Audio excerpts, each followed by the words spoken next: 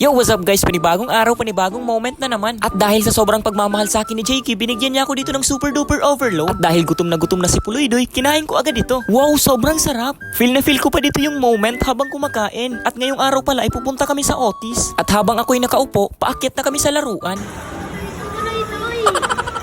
Ano si Puloy-Doy? Ito kami ngayon papunta ng CR. Magsi-CR kaming dalawa. Magkasamay pa kami Grabe, ang dami talagang naglalaro dito sa Otis. Dinadayo talaga ito ng iba't ibang player dahil ang bait ni Coach Humber at ni Ate Maya. Sana ako na lang yung maging tagapagmana nito. Charot! Uy, nandito pala si Morris.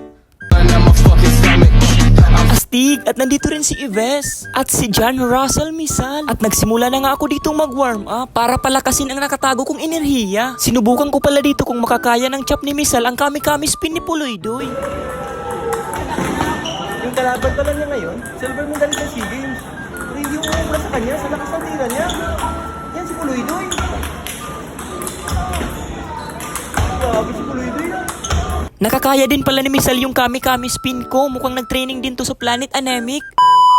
Umiyak nga pala dito si Mitz. Puloy-Doy moment ka. Makikita mo yung sarili mo. Umiyak pala siya dito sa sobrang tuwa dahil sa wakas mapapasali na siya sa daily moment ni Puloy-Doy. Matagal niya na palang pinapangarap to at nakipaglaro na nga ako dito kay Misal. Grabe, kahit anong gawin ko bumabalik talaga yung bola.